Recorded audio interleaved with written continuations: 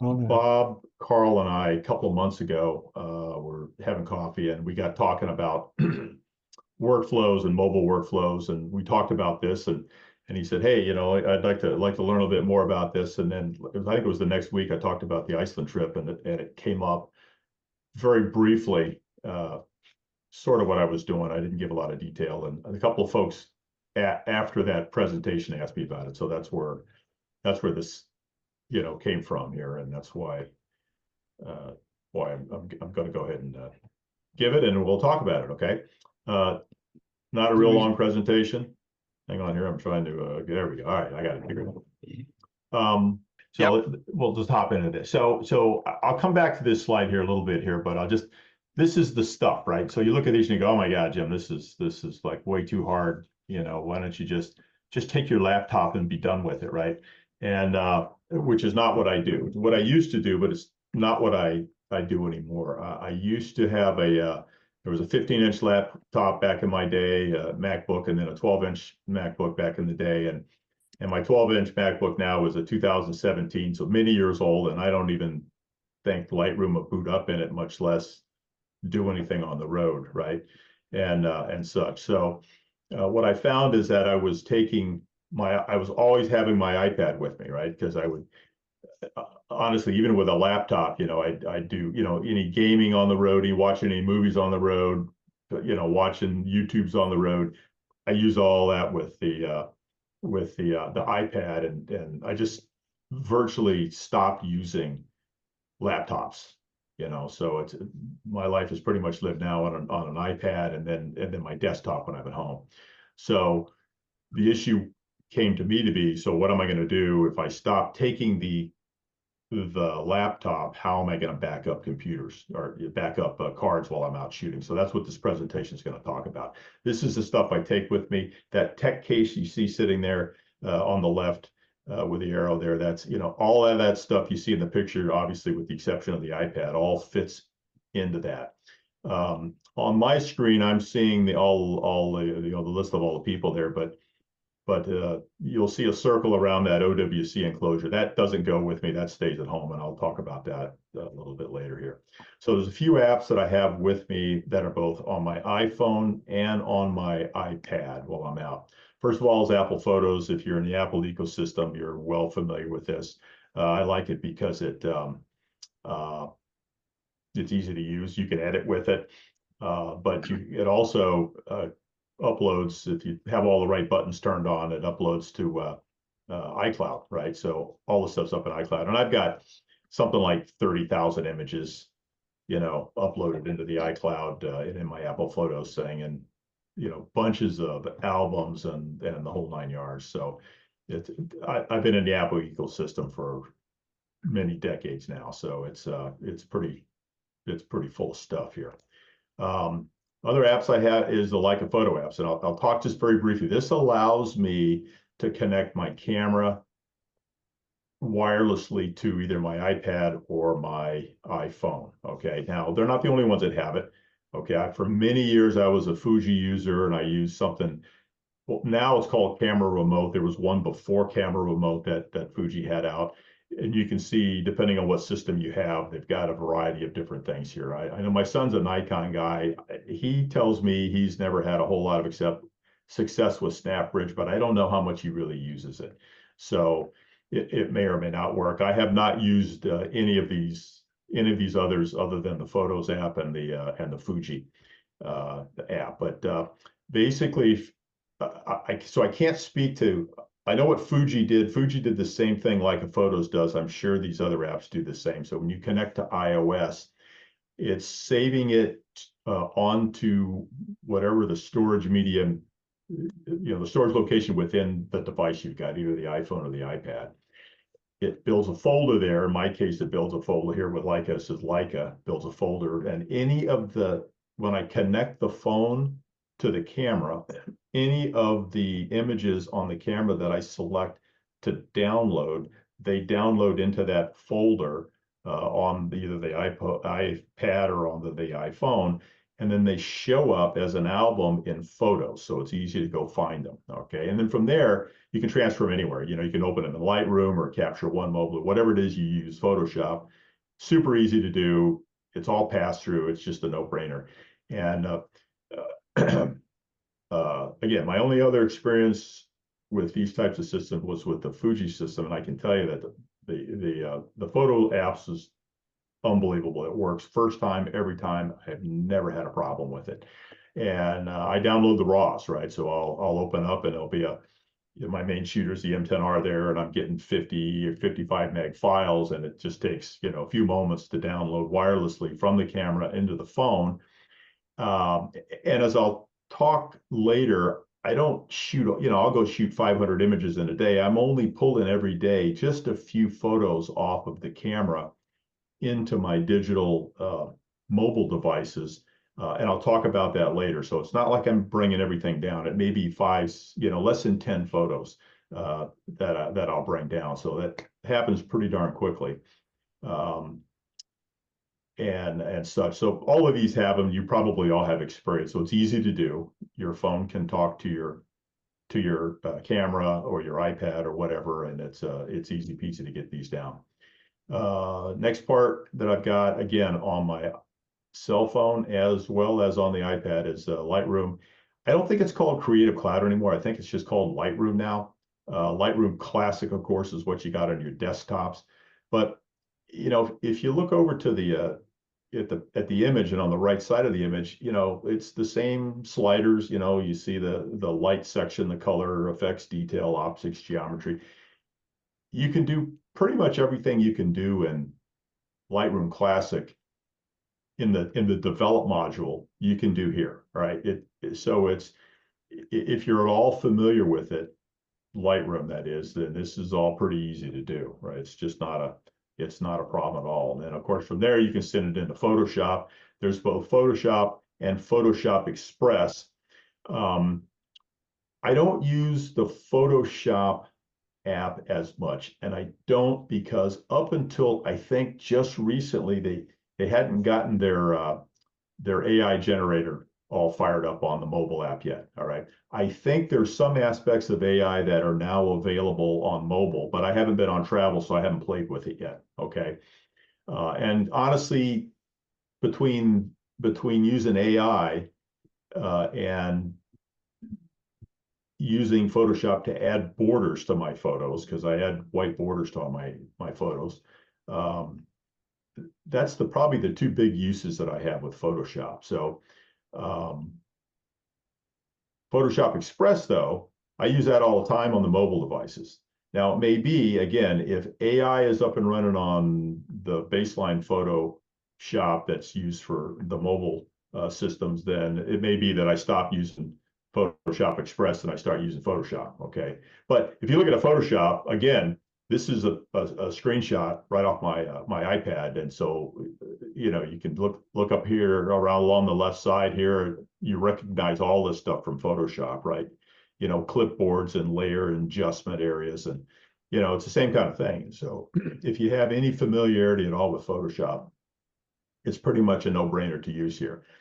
Obviously, the computing power you have at your desktop is significantly more, most likely, than what you have on your iPad. But it's pretty seamless to do stuff on the iPad here. With regard to manipulations, you can either use if you use an iPad, or probably any of these tablets do the same thing. They've got the pens that you can use to highlight stuff and do actions on the screen. I have one of those. I usually have it with me, and it's 50-50. About half the time, I just literally fat finger with my my pointer finger to move stuff around and do things. And then the other time, I'll say, hey, I'll grab I brought the pen with me. I'm going to use the pen. So either one works. I've had no issues, and I use them both equally. Express is nice. Express has, so the bottom section here, you'll see the image, Sammy Lou's Bakery here in downtown in Strasbourg. Right below that section down there, that's the business end, if you will, of the Photoshop Express. And the very bottom section, you'll see looks and adjustments and heal and all that. that keeps going over to the right. There's several more screens worth of stuff you can bring over to that will just do a bunch of stuff. You see just above that, you'll see lighting and color and effects and detail and all that. And you can go into those and you can make adjustments however you want. If you didn't want to use Lightroom, for instance, you could come in here in Photoshop Express, just like you can make adjustments in Photoshop that you would do in Lightroom. Okay, so it's no different there. Mainly I use Photoshop Express on my iPad because I'm unable to add a border in the Photoshop mobile app, but I can add it in Photoshop Express. Okay, so that's pretty much why Photoshop Express gets used. Other than that, I don't have a whole lot of other use for it because I can get the majority of what I need done. I can get that done in the Lightroom app. Okay, so I've been out, I've taken a bunch of photos. All right, so what do I do? So this is titled Cafe or Hotel. So this can be done during the day. It can be done while I'm driving in the car. We stop for coffee, stop for lunch, whatever, or I can wait till I get home. What I do is over the course of the day, I kind of have in my mind, okay, there's a couple of bangers out there, right? Those photos that I really like. I think they look good on the back of the camera, right? And I want to take that. I want to do a little bit of editing to it, and I want to text it, to my wife, in the case where I'm on travel without her, or I want to put it on Instagram or whatever it is. All right. Text it to my friends and say, hey, I'm having an awesome time. Wish you were here, kind of thing. Right. So what I do is, as I mentioned before, is I just establish the connection between the phone. It sets up a wireless network. I'm sorry, not the phone. The camera sets up the wireless network, the phone app, in this case, Photos app, then join. And when I say photo, I'm talking the Leica Photos app, not the Apple Photos app. Confusing, I know. They connect. I then scroll through the pictures, right? And I pick an image. Hey, I want to take this image. I want to take these 5, these 6, these 7 images or so, bring them over into my iPad or onto my phone so I can do some editing, so I can export them and get them up to just say social media. Okay. So again, just a few photos that I do that with over the course of the day. All right. Once I get them downloaded, and again, I'm downloading the raw files. I edit usually in Lightroom, and I'll spend a little bit of time there. From there, I typically send it to Photoshop Express so I can get my border around it, and then I export them all. And those are just the numbers I stand, like 2,400 pixels on the short side, and then 300 dots per inch, max quality, and then a 5% border. And I usually wind up with 6 to 8 meg JPEGs, okay, out of my camera. And then I've got those available to send to wherever I want. Again, I list Instagram, my Flickr, or then I'm emailing or texting them to friends, okay? So that's, again, typically over the course of the day. If I wait until I get to the hotel in the evening, then this is the first thing I do, just so I can get those images, okay? Now, I'm left with, the other 395 images that I took over the course of the day, right? So what do I do with those, right? So this is where all this stuff comes in, and this mess really just ends up looking like this, okay? So there's a picture of my iPad, and you'll see I've got this Anker USB-C into the bottom of the iPad. It's an Anker hub. It's got 2 USB-A connections and 2 USB-C connections, okay? I then have the USB-C cable, and this is like a 9 or 10-inch cable, but it's one of the power delivery and data delivery, and it's good for like 100 watts of charging. Okay, it's a little over half the size, diameter of like a number 2 pencil, so it's a big heavy duty wire, and it moves data pretty quickly. Again, USB-C into this SanDisk. This is a 2 terabyte drive. Okay, as you saw here, I have 2 of these 2 terabyte drives with me while I'm on the road. Okay, I should also talk about some of this other stuff here. So you see, I have a bunch of SD cards. I just use 32 gig cards because that's all I need in my camera. They're UHS-1 because nothing happens fast with the camera system that I use. And I've learned over experience that the 35 millimeter canister, I can put 9 SD cards in that, okay? So I'll typically have 2 or 3 of these 35 millimeter canisters filled with SD cards, okay? Typically, if I'm going out 2 weeks, then I'll have 2, so that'll give me 18 cards. I'll bring a third that's empty, okay? And because I just cycle them out daily, all right? I just replace them daily, and I'll talk through that. I have these 2 terabyte SanDisk SSDs, okay?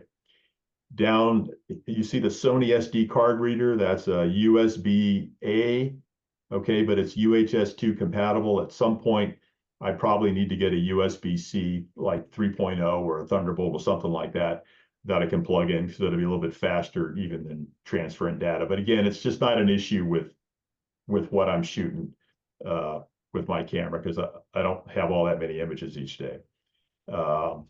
So that's what you see here, right? So here's the Sony SD card reader plugged in with an SD card in it, and then you see the SanDisk 2 terabyte SSD plugged in to the USB-C. And then what happens is you just go into the File app, just go find the thing that looks like the File folder app on your home screen of your iPad, and tap on that, and then go navigate to the sources. And then it's a simple matter of selecting, dragging, and dropping, okay, from the SSD, I'm sorry, from the SD card to the SSD, all right? So I'll go down, I'll find the SD card, I'll select all the images, and I'll just say copy. I go over to the SanDisk, hit that, and I'll talk about the file structure here in a moment, and just say copy, right? And then I sit there for 5 minutes or 10 minutes, depending on how many images, while, you know, all those ones and zeros flow out of the SD card into my iPad, back out my iPad, you know, into the 2 terabyte drive, right? That takes 5 to 10 minutes, depending on how many images I'm transferring. When that's done, I unplug that SanDisk SSD, the 2 terabyte SSD, and you don't have to eject or anything, you just unplug it, which is nice. And then I plug in the other one, okay? And I do that very same action again, okay?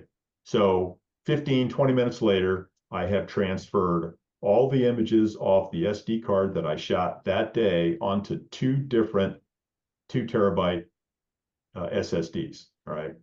I then can take that SD card out of the SD reader. I go stick it in my, if it's day one, it's in my empty 35 millimeter canister container, right? And I go pull another SD card out of, you know, one of the 18 out, and I plug that in my camera and I format, okay? So every day I have a fresh card going in the camera, all right? And so at the end of the day, I'll have the SD card with all the images on it. I'll have 2 SSDs with all the image on it. That SD card and one of the 2 SSDs goes in my luggage. The other SSD is either in my pocket or it's in my camera bag with me the whole time. So there's a little bit of physical separation depending on where my luggage is in relation to me, okay? Is it perfect? No, it's not perfect, but it's as good as it's going to get, you know, for what I'm doing, right? And then every day I just keep doing the same thing. So by the end of the trip, I have,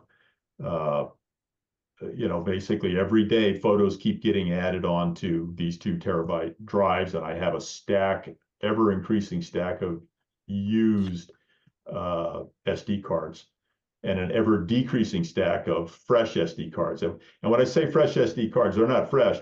They have images on them from like 2 trips ago, right? Because I don't do anything. You'll find when I get home, I never do anything with these SD cards until I know that I have uploaded the SSDs, the solid state drives, to another solid state drive, and then uploaded them to the Apple iCloud. And once I know everything's in Apple iCloud and I've got backups of all of that, then I take those that stack of SD cards that I used on the trip, and it just goes into, you know, into my drawer of SD cards to be used whenever I need to use an SD card. All right, and I don't worry about it. Any questions on that right now. It sounds harder than it is. Okay. It took me a while to come to this, but all of this just happens in automatic, and it does not take that long. And I feel I got plenty of backups. All right. Now, when I'm on the road, again, I'm typically only editing those few photos that I downloaded directly from the camera onto either my iPad or my iPhone. Those are the ones I'm doing on the road. Because typically, you're out shooting all day. If you're on a trip, you're doing stuff, right? You get up, you go shoot, you shoot throughout the day.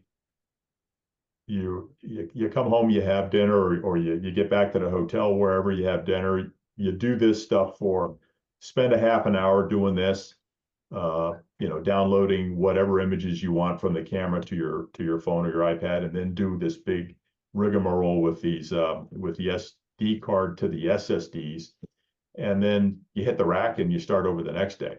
So when I get home, though, what I do is, in theory, and it's never been an issue for me, it's always worked this way, the two terabyte SSDs all have the same files on them. Okay. There's a file structure that I built prior to going on the trip. Okay. It's the same file structure that I use in my Apple iCloud. Okay.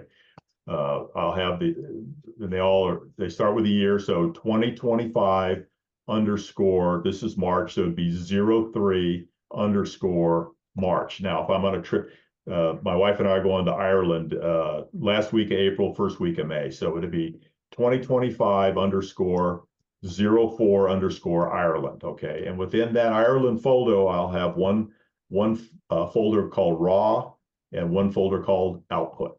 All right. And the output are obviously the edited JPEGs that I end up with. Right.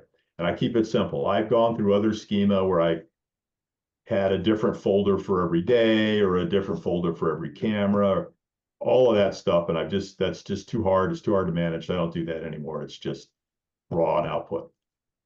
And I build that in the iCloud before a trip. I also build that on both of those two SSDs, those two solid state drives. So, and that's where I'm loading these every single day. The SD cards are going into the raw file for that file. And then when I get home, I take either one of those two terabyte SSDs, because they both have all the same stuff on them, plug it in, and I upload it to a 4 terabyte storage drive that I've got. And then I upload it to the iCloud. Now, upload to the iCloud is just, you grow old and die. Okay. I mean, it literally, it takes, when I came back from my last trip, I think I had about nearly 3,000 images. All right. It was like 150 gig, okay, worth of images. And it literally took 48 hours before I could use the internet at my house while all this stuff was uploading. It was very frustrating. But that's just how it is. I need to, if you could talk to somebody to get, fiber optics run to my house with a 2 terabyte plan, I'd appreciate it, but I'm on Shentel and it's not fast. The uploading's not fast. Downloading's awesome, but all those awesome numbers they give you when on your internet speeds, that's all download. Okay. Shentel is actually 25 megabits a second upload. Okay. Regardless of what program that you're under. So it takes a while to get this stuff up, especially if you're streaming television and trying to do other stuff. It just takes a while. Anyway, so at the end of the day, what I end up with is I've got these two terabyte SSDs, pull all the images. I have a master, if you will, 4 terabyte drive. That's the one that stays at home, and that has everything on it. And then I also have the iCloud with everything on it. All right. Now, those two SSDs that travel with me, they're not full right now. I'm probably at, like, I don't know, 1.4 terabyte on both of them out of 2, right? So I can get another trip or so out of those things. But at some point I'm going to have to, just reformat it and start over again. And at some point, I'll have the same problem with my 4 terabyte. It will no longer be big enough.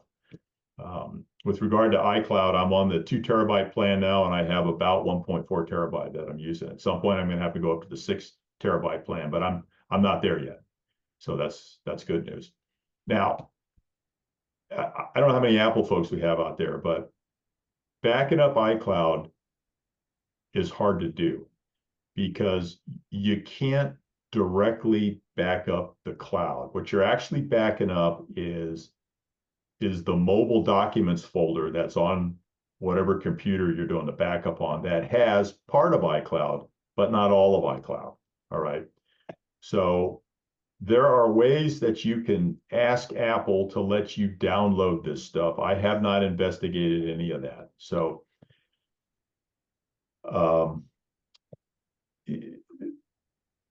even though I have a separate drive that I use, and I use something called Carbon Copy Cloner to quote unquote back up the iCloud. Really, all I'm doing is backing up what of the iCloud is being saved on my hard drive, as opposed to all of it. So obviously, that's not the best thing. So at the end of the day, what I've got is everything's in iCloud, so I can go get everything.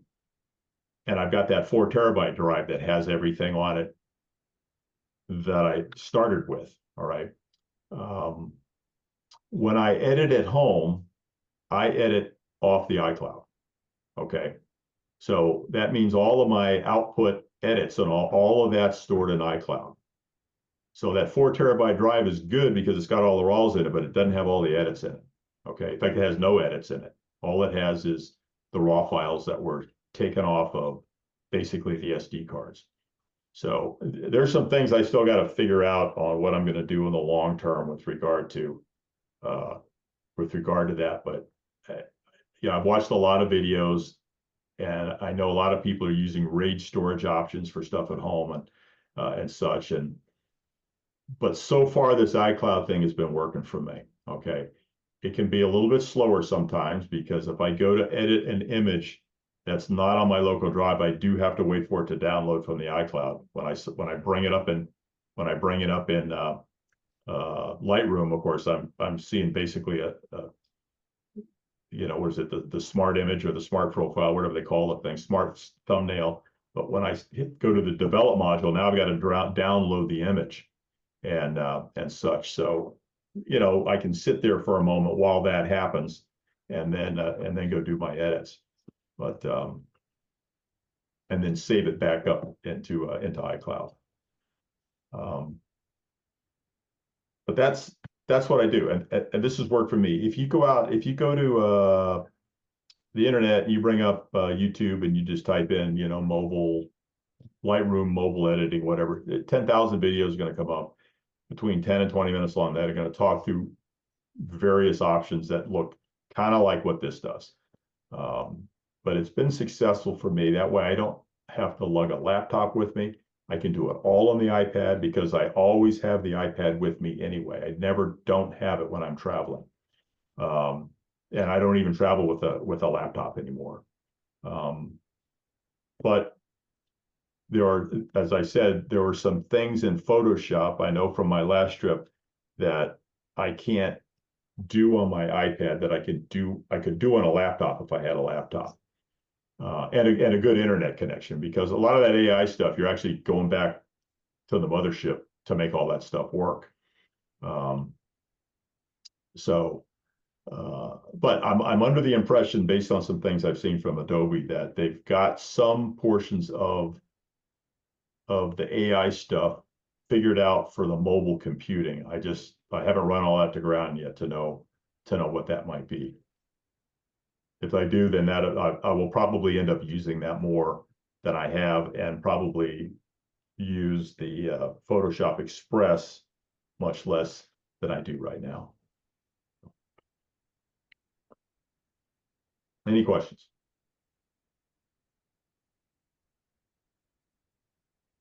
Janet, if you're talking, I can't hear you. No, I was just saying, wow. That's a lot of information. What would you do if something happened to your iPad on the road? Kill myself? No. No, I'm sorry, I didn't say that. No. Well, yeah, you're right. I mean, it's just like what would happen if your laptop died, right? Yeah. I mean, same thing, you know, you're so so if that happened, I would probably do the same thing I do now with regard to my cards. I would pull out the day's SD card, right, and put in a new SD card every day. All right, and then just hope I don't lose the SD card, right? But I do not have a redundancy for that. Okay, but again, when I've traveled before with groups of folks, everybody had their laptop and no one had redundancy on that laptop. And if their laptop died, they were out of luck. So it's really no difference, you know. But True. so what's my strategy? Hope is my strategy. Hope that nothing happens is my strategy. All right, that's a good one. I had a question, Jim. Yes, ma'am. How much are you paying for iCloud storage a month? Because Jim, are you using raw files or JPEGs when you're storing them on your iPad? Raw. Well, so remember, I'm not storing the only images that are getting stored on the iPad or the iPhone are just those 5 or 6 or 7 images that I'm going to edit that day. I do no other editing other than just a few edit. All my heavy duty editing is done when I get back home because I don't have time for it. Okay, I don't have time to edit. Right? I love editing and I spend way too much time on editing. Right? And so we get in, I have dinner, we hit, we hit the bar, have dinner, hit the bar again, and then I do this and I hit the rack, right? And then I'm up the next day doing stuff. So it's not that many files, to answer your question, that I actually save onto the iPad or the iPhone, because it's just pass through. When I'm transferring from the SD card to that solid state drive, it's just a pass through. Okay, they're not living on the iPad. Can you, that's just something I'm technically not conversant with. So it does actually have to flow through the iPad for that pass through? It's showing up on the screen, okay? Okay. Now, are the electrons from the SD card actually having to move through the iPad, then back out from the iPad to get to the SSD? I don't know the answer to that. Okay. Okay. I do not know the answer to that. It doesn't, but at the end of the day, they're like this picture that I have up here, right? Effectively, they're going just from the SD card to the SSD. Okay, is what they're doing. Okay. They're not living on that. But when I'm doing this, okay, when I'm using the Leica Photos app, or if you're a Nikon shooter and you're using SnapBridge, and you connect your phone or your tablet wirelessly to your camera, when you do that, you are actually downloading that image to your device, okay, the tablet, okay, and so that's like I'm not going to download 3,000 images. I'm not going to do that, right? And I don't need to. I only want a few images just so I can get those looking nice and launch them off to my buddies. So everybody envies me the awesome trip that I'm on, right? And such. So that's all that is. And I think all these apps, they all work the same for the most part, as far as I know. So yeah, I think I took the easy way out about 14 years ago. I got this thing called a Color Space UDMA. Let me turn my that's the problem when you got a background behind you. It makes it hard to show anything. Color Space UDMA. yep. And all I did every night was download from the camera. I mean, take the SD cards out, Right. plug them into this thing, Yep. copy it all to here, and I didn't do anything else till I got home. Then took them off this and started working on it. Does it still work? As far as I know, I haven't tried it in years. It should. I still Yeah. have the power supply. I still have data on here. You Gotta charge can't it buy up. those. You can't buy those anymore. Okay, there was that cut out. There's another thing that came out a number of years ago that did the same thing. Basically, it looked like an external, just looked like a standard Yeah. kind of external Right. drive like this. It was bigger. It was like the size of that, and you could plug an SD card. And what it would do is it would, through the operating system on the device, it would download the SD card right onto the SSD, or actually the hard drive, I think is what Yeah, it was there- then. there's a hard drive in here. But you can't buy those anymore. All right. And such. That would be the most elegant solution. Okay. Then I don't need to have all these wires plugged into my iPad. Right. No, Jim, I'm So pretty I sure. would it love still for works. that. I'm pretty sure it still works. I'll have to charge it up again and try it. Right. I bought it specifically for back in 2011 for a 2-week trip to Tuscany. And Yeah. every night in the hotel room, I took and I brought a camera for somebody else to use who was traveling with us. And every night I took the SD cards out, plugged them into that, and downloaded it. It also takes a full size, or what do you call those old big cards? They're about The CF card. Compact flash drives. Yeah. compact Yeah, flash drives. The Yeah, old CF drives. Yeah. takes compact flash cards, old CF Right. cards. I don't think I was using anything with the CF that trip, but for my purposes, it worked just fine. It was quick and easy and not a whole lot of stuff to Yeah, log. unfortunately, like I said, there's, to my knowledge, there's nothing like that out on the And- market today. oh, That of would be, course. it would be wonder, if someone came up with that, then I would stop doing what I'm doing and I would just do that. Well, But could you not do the same thing using the Anchor hub and the SanDisk 2 terabyte drive? no, you can't, no, because you need an operating system to go to. Okay. Otherwise, you're just plugging the one, there's no brain power in the Nothing to tell it in to storage copy. media. Yeah, there's nothing to tell it to do that stuff, which is what's built Okay. into that thing you have. There's Right. actually a chip in there telling it what to do, right? Yeah, and That's it's got a, I mean, this is all a big LCD screen. right. You can read, you Right. can look at the photos on there, or you can go through the menu and tell it what to do. Yeah. Yeah, I remember that piece of kit. It was sweet, but Oh, yeah. it's not very big storage, No. and so and everything, and you probably got the last one on Earth that works. So It could be. now somebody Jim? asked, yes, Tanya, is that you? Yeah, it's Tanya. Yeah. I'm going to ask you one question because as you know, Jim, I store my pictures on Flickr. I have like 270,000 on there. Right. So, but that cost me $72 a year. So how much are you paying for your storage on Apple iCloud? And I just want to compare it to what I pay. Two terabytes. No. Flickr's the best deal on the planet. You pay $75 a year for unlimited storage. Unlimited storage. I'm paying $9.99 a month for 2 terabytes. So $10 a month, that's $120 a year for 2 terabytes. You're paying 70. I'm pro as well. I'm paying 75 a year Okay. for unlimited storage. And I don't know, is anybody else on Flickr? I know Tanya and I are both on Flickr. Any other Flickr users? No. Flickr is Yeah. awesome.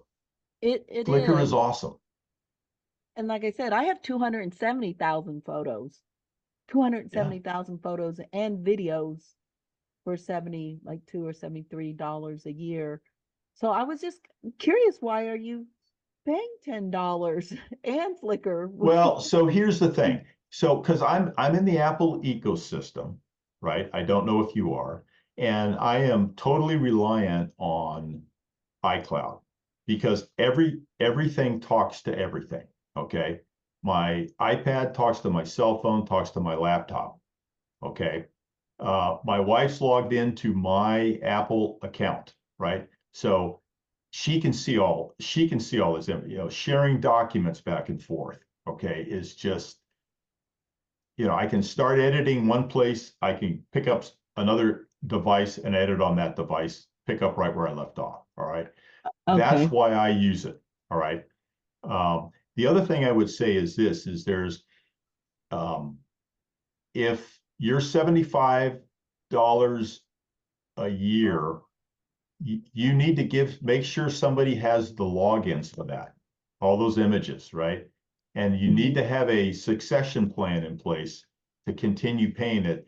You got to do the same thing with iCloud too. It's just easier in iCloud. I can set that up, okay, through Apple, okay, to set up Right. who else can use it and continue the payments going on the thing. Okay, so I would just say with the Pro plan, make sure you've got all that figured out and Oh, set up. yeah, yeah. There's also a very easy that you can go in and manipulate file structure for iCloud. Okay, that looks just like your basic, file structure that you go into in Apple. Okay, or Windows. Now, managing photos in Flickr is pretty darn easy too. Just put them in albums, right? And you can decide what's private, what's not private, who sees what, and all that stuff. It's Yeah, Flickr's awesome. it's very photographer friendly, and it Yep. automatically organizes by year, date, month, and then you Right. can customize that. Yep. And build the albums, and join different groups. I love Flickr, and if much more so than Instagram or any of the Facebook and those kind of things for photography, right? Right. And such. So yeah, I'm in both. Okay, I was just curious. I was trying to compare prices for storage, because I think it's important. I mean, when I travel, it automatically uploads from my iPhone. I take pictures with my iPhone, and as soon as I hit Wi-Fi, because Right. I told it to, it does an auto upload, and I don't have to do anything. I just log into Flickr, and there's my pictures I took for the day. Now, the only thing I would question, and again, this question goes to me as well, because I do the same thing. I have nowhere near as many photos as you do, because it's not my intent to have that be the repository of all my images. All right, because I don't know how Flickr actually manages that. If you were to go to some company like Carbonite or Backblaze or one of these companies whose sole purpose for existence on Earth is to back up people's data safely, all right, and have options for them to, to get in and out of it and recover data, right? Because that's what they are, right? They're data backup and recovery. That's not what Flickr is. Flickr is not data backup and recovery. Flickr is a social media site for photographers that provides you an option to upload and save photos up there. Okay. If their systems go down, I don't know how they back up their data. Okay. Whereas I can go and I can find that out from, like, I know what Apple does. Well, I know what Apple says they do. Again, Carbonite, Backblaze, and those kind of places. So my only comment, and again, for both of us, because I do the same thing you do, is just is recognize that may not be an end all be all in and of itself with regard to long-term secure data backup. Okay. In my case, is. in addition to that, I've got iCloud as well. Yeah, I mean, that's where all my photos live online, but of course I have them on my hard drive. Right.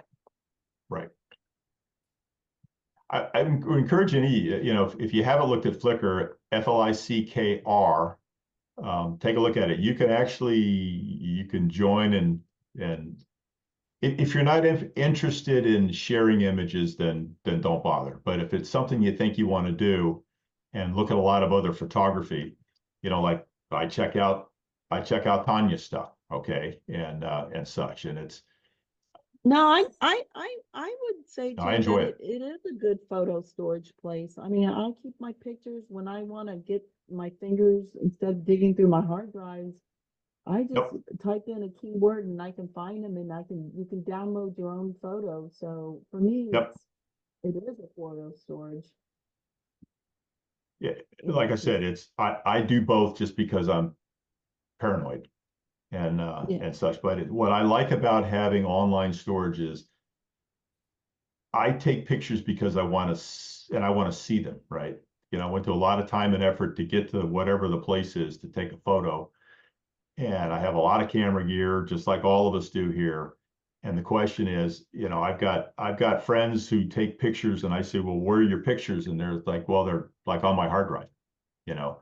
Yeah, I print my photos. Most of the art I have hanging in my house are my photos. I do photo books religiously. Okay, I'm on my 5th photo book already that I completed just since December. You know, so I do a lot of those because I like to look at the pictures I take. And having social media is less about other people seeing my images, but me. I can pick up my phone, I can go to my Flickr app, and I can see all the photos that I've uploaded there, right? And I'm sure, Tanya, you're doing the same thing, you know, just so, hey, I want to go see this picture because it was awesome and it makes me feel good. And there it is, you know, easy to get out on my phone, along with thousands of other ones, like you say, that are all searchable. So, Yeah. I can at least find them somewhat. right. I mean, once you get a couple thousand, it's, if you haven't, if you haven't keyworded in some way, shape, or form, then it starts getting hard. I'm Yeah, going you through that now with Lightroom. So, You need to know the year or the date or have something like that. But yeah. yeah. So Janet, it's not, I know it sounds complicated. It really just boils down to that one picture. And you just see there's one plugin in the bottom of the iPad into a hub, into a couple drives, and it's just literally drag and drop and you're done. Yeah, Okay. that, The only thing that takes any time is how long does it take the electrons actually to move from the one card to the other card, right? That's what takes the time. It takes just moments to set that up, and you're in business, and then you're on to the next thing. yeah, that looks like a good backup to me. I understand how you're doing it and why you're doing it. Any other questions?